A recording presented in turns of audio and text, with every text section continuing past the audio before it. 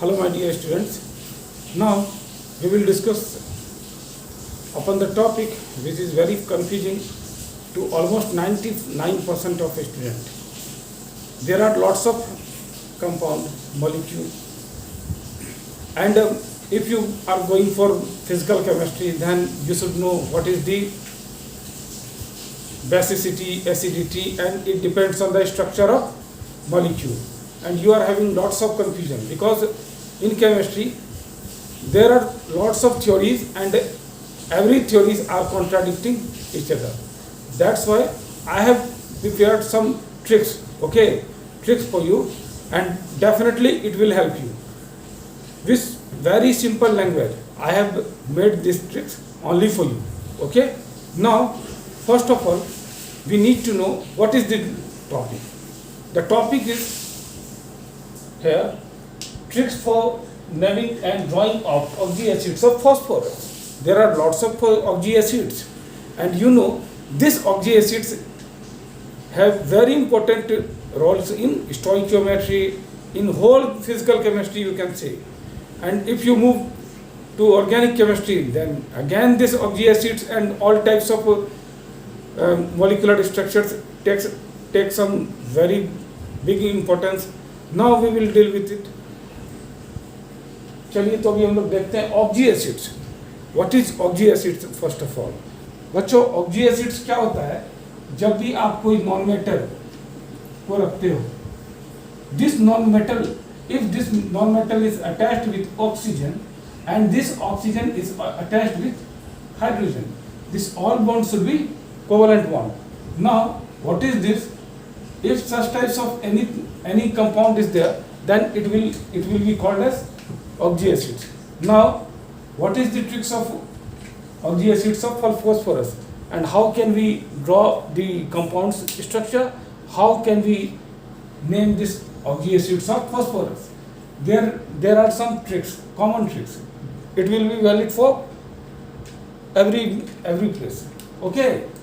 Now, for any type of oxy acids, you have common thing. This is common thing, and now other thing will be applied on the basis of condition, and I will discuss all the conditions. Okay, this is the first of all you need to make it. What does it mean?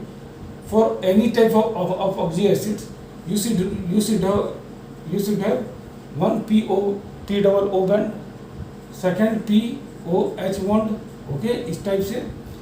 चलो ये आपका हो गया. तो बच्चों oxy acids में क्या होता है ना कि यहाँ पर आपका थर्ड भी अगर आप लिखना चाहो तो लिख दो. phosphorus should be linked with sp3 hybridization, and this should have tetrahedral structure. Okay, ये आपका इतना सारा आपका बहुत ही कॉमन रहेगा, आपको कहीं कोई कंफ्यूजन नहीं करना है. तो बच्चों बेसिक रूप से यहाँ भी एक और ट्रिक्स कि H3PO3, इसे हम लोग क्या कहेंगे? जब भी इसका ऑक्सीडेशन स्टेट चेक करो, इसका ऑक्सीडेशन स्टेट +3, और एक और आप याद कर लो, अगर ये होता है इसका ऑक्सीडेशन स्टेट +5. तो जिसका ज़्यादा होता है ऑक्सीडेशन स्टेट उसे हम एक एसिड कहते हैं, और जिसका कम होता है उसे अस एसिड कहते हैं. जैसे ये फॉस्फोरिक एसिड और ये फॉस्फोरस एसिड. यहाँ पर ऑक्सीडेशन स्टेट +5 था तो फॉस्फोरिक, और यहाँ ऑक्सीडेशन स्टेट थोड़ा कम है, +3 है, तो फॉस्फोरस एसिड. चलो अब अगर हमें इसका स्ट्रक्चर ड्रॉ करना हो तो हम जान रहे हैं, अभी हम लोगों ने डिस्कस किया था कि फॉस्फोरस है, यहाँ पर डबल बॉन्ड इतना तो बनना ही है, ठीक है, और ये बनना ही है.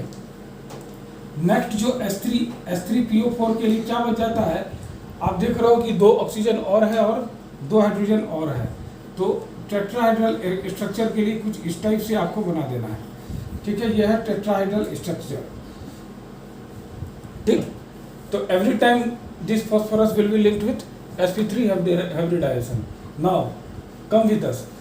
इसके साथ क्या होगा बच्चों? इसके साथ भी आप पहले ये बना लो, फिर क्या करो, फिर एक OH बना लो.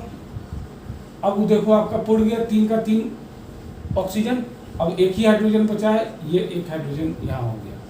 नाउ यहाँ पर आपको नोटिस ये करना है बच्चों, जो ऑक्सीजन, जो हाइड्रोजन लिंक्ड विथ ऑक्सीजन है, ठीक है, ये आपको होगा एसिडिक, और जो लिंक्ड विथ फॉस्फोरस है वो होगा रिड्यूसिंग या फिर बेसिक, जो कह लो ये रिड्यूसिंग हाइड्रोजन कहलाता है, और ये आपको कॉमन थिंग है।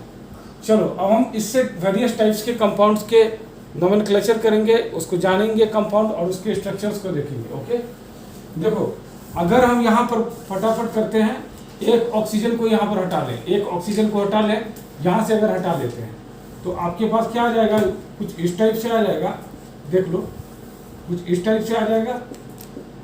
एक ऑक्सीजन को अगर आपने यहाँ पर हटा लिया, इसका जब भी नोमेनक्लेचर आप करोगे, इसका नोमेनक्लेचर आपको तुरंत दे देना है हाइपोफॉस्फोरस एसिड। ओके, फॉस्फोरस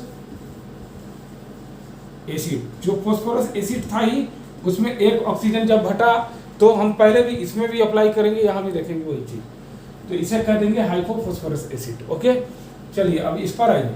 इस पर क्या होता है बच्चों, इसको अगर हम लोग यहाँ पर हम लोग हीट करने जा रहे हैं और दो मॉलिक्यूल को लेते हुए, चलो अगर हम लोग यहाँ पर दो मॉलिक्यूल को लेकर हीट कर रहे हैं बच्चों,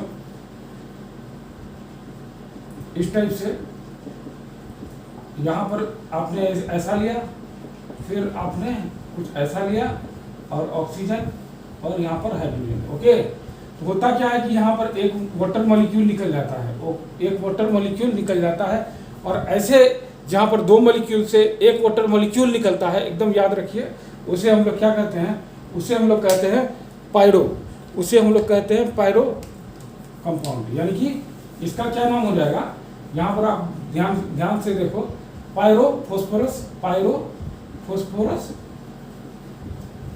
एसिड। देखो कितना सिंपल है। अगर आपसे पूछा कभी भी एग्जाम में इस टाइप के किसी कंपाउंड का नाम, तो आप बता सकते हो। अगर आप इसको देखो तो क्या इसका स्ट्रक्चर आ गया, कुछ इस टाइप से आ गया, ठीक है। आप इसका नोमेनक्लेचर क्या कह दिए, पायरोफॉस्फोरस एसिड, ठीक है। ध्यान देने की बात है, यहां से यहां तक बनने में एक ही वाटर मॉलिक्यूल निकला है, दो मॉलिक्यूल में एक वाटर मॉलिक्यूल, ये आपका हो गया पायरोफॉस्फोरस एसिड। नोमेनक्लेचर में कोई परेशानी नहीं। और अगर आपसे पूछ ले पायरोफॉस्फोरस एसिड में कितने एसिडिक हाइड्रोजन होते हैं, तो हमने अभी डिस्कस किया था कि भाई जो ऑक्सीजन से लिंक्ड होता है हाइड्रोजन, वो आपका कहलाता है ये एसिडिक हाइड्रोजन। तो यहाँ देख लो भाई, दो है तो दो, कितने रिड्यूसिंग हाइड्रोजन है, तो यहाँ पर इस तरह से देख लो दो। इस टाइप से आपको various objective questions for various types of competition यहाँ पर आ जाते हैं। अब चलिए अब हम लोग इस पर बात करते हैं। ओके, इस पर अगर हम लोग बात करेंगे बच्चों, यहाँ पर अगर आप डायरेक्टली एक वाटर मॉलिक्यूल निकालते हो, ध्यान से यहाँ पर एक डायरेक्टली आपने वाटर मॉलिक्यूल निकाला, तो कुछ इस टाइप से ये आप निकालोगे, है ना। ये जो है बॉन्ड, अब ये भी इधर की ओर ही शिफ्ट करेगा फिलहाल।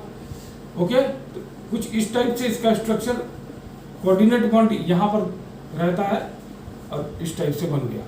इसको हम लोग क्या कहते हैं, इसका नाम आप भूलेंगे नहीं, बहुत आसान सा है। ऐसा जब आता है कि एक ही मॉलिक्यूल से एक वाटर मॉलिक्यूल निकला, तो आपको कहना है मेटा, और किससे निकला है, फॉस्फोरिक एसिड। तो चलिए फॉस्फोरिक एसिड, यहाँ पर आप डायरेक्ट यहाँ पर लिख दो फॉस्फोरिक एसिड।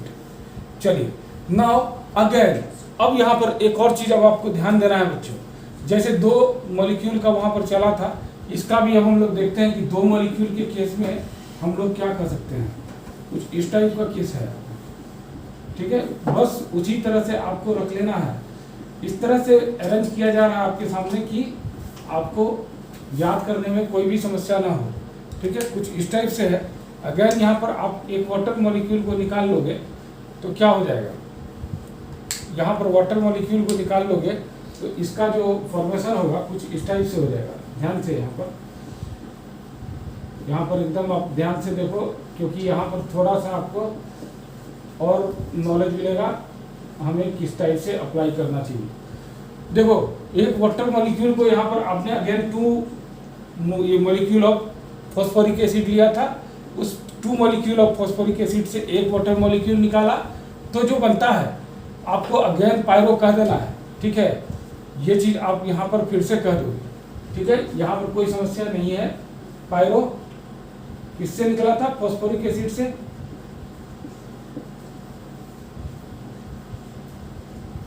ध्यान से यहाँ पर अगेन आपसे अगर क्वेश्चन पूछता है कि पायरोफॉस्फोरस एसिड में कितने एसिडिक हाइड्रोजन है या फिर पायरोफॉस्फोरिक एसिड में कितने एसिडिक हाइड्रोजन है, तो यहाँ पर आपका आंसर थोड़ा चेंज होगा। ठीक है। चलो बच्चों, अब यहाँ पर एक और काम करते हैं कि जिस तरह से हम लोगों ने देखा था कि यहाँ पर एक ऑक्सीजन को हम लोग निकाल लिए थे, अब तक इसका हम लोग नहीं निकाले हैं। चलिए इसका अगर हम लोग एक ऑक्सीजन निकाल लेते हैं, -1 ऑक्सीजन कर देते हैं, ठीक है, तो ये यहीं से निकलना चाहिए। जब यहाँ से निकलता है तो कुछ इस टाइप से आपके पास आ गया।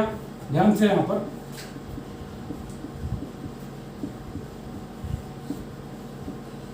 कुछ इस टाइप से आ गया। अब क्या है, यहाँ पर आपने क्या कहा था? हाइपो, है ना, तो यहाँ भी आपको हाइपो कहना है। यहाँ पर जब फॉस्फोरस एसिड से निकला था तो आपने कहा हाइपो फॉस्फोरस एसिड। यहाँ किससे निकला है? पायरोफॉस्फोरिक एसिड से। तो यहाँ आप क्या कहने जा रहे हो? Hypo pyrophosphoric acid. तो इसको, या फिर ये भी है कि डायरेक्टली अगर आपको कहना है हाइपोफॉस्फोरिक एसिड तो कोई भी यहाँ पर परेशानी नहीं है। चलो, तो इसका नाम आप दे दो हाइपोफॉस्फोरिक एसिड। ओके, चलिए, तो इस टाइप से आपको यहाँ पर आपने देखा कि सिंपल ट्रिक्स से वेरियस टाइप्स के जो कंपाउंड होते हैं उसके आपने स्ट्रक्चर भी निकालना आप जान गए हैं, और यहाँ पर आप बहुत अच्छे से उसका कौन सा एसिडिक हाइड्रोजन है, कौन सा रिड्यूसिंग हाइड्रोजन है, वेरियस टाइप्स के जो आपके आएंगे। मान लो कि अगर कह देगा कि 4 कंपाउंड में किसमें PP बॉन्ड है, तो आप यहाँ पर देख चुके हो, ठीक है। तो इन सभी चीज़ों को आप एक ट्रिक्स से समेट सकते हो। चलो बच्चों, यही आज के लिए है, और मैं हर टाइप का कंपाउंड का आपको एक ट्रिक्स दूंगा जो कि सारा कोरिलेटेड रहेगा और आपको कोई भी समस्या नहीं आएगी, ठीक है। तो चलिए, तो लाइक एंड सब्सक्राइब कर लीजिएगा अगर ये आपके लिए हेल्पफुल है तो, ठीक है। चलिए।